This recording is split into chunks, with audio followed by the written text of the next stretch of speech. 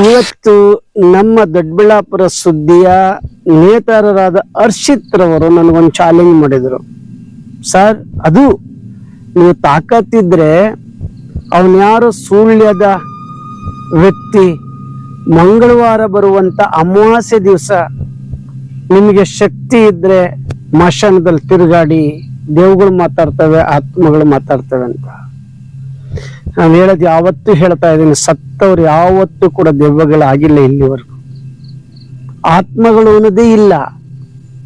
ಕಾಣದ ದೆವ್ವಗಳು ಈ ಪ್ರಪಂಚದ ಮೇಲಿಲ್ಲ. ಕಾಡುವ ಮನುಷ್ಯ ದೆವ್ವಗಳು ನಮ್ಮ ನಡುವೆ ಇದ್ದಾರೆ.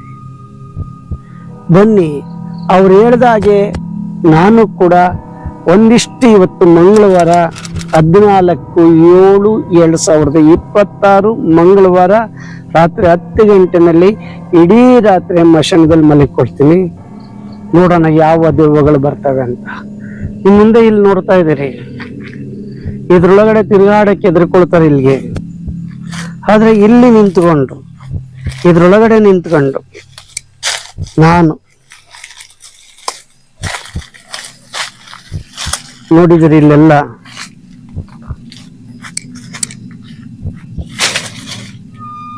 ಈ ಜಾಗದಲ್ಲಿ ನಾನು ಒಬ್ಬನೇ ಇರ್ತೀನಿ. ಬೇಕಾದ್ರೆ ಇದೆಲ್ಲವೂ ಕೂಡ ಈ ಜಾಗ ಮರ ಇದೆ. ಇಲ್ಲಿ ಇಷ್ಟೊತ್ನಾಗ ಬರಕ್ಕೆ ಹೆದರಿಕೋತಾರೆ. ನೋಡಿ, ನೀವು ಹೇಳ್ಬೋದು ನಿಮ್ಮಂತ ಕ್ಯಾಮ್ರಾ ಇದೆ, ಲೈಟ್ ಇದೆ, ಅದಕ್ಕೆ ನೀವು ಇಲ್ಲಿ ಬಂದು ನಿಂತಿದ್ದೀರಿ ಅಂತ.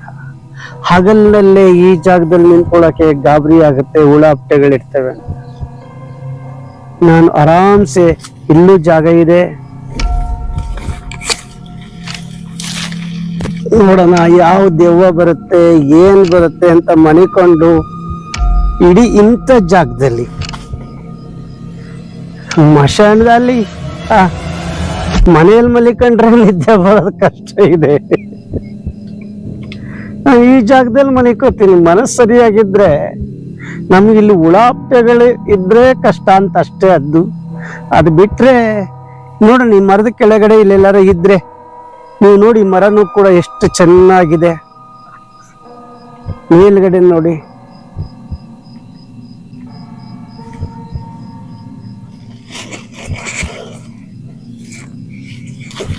ಸ್ವಲ್ಪ ನಿದ್ದೆ ಮಾಡ್ತೀನಿ ಇಲ್ಲಿ.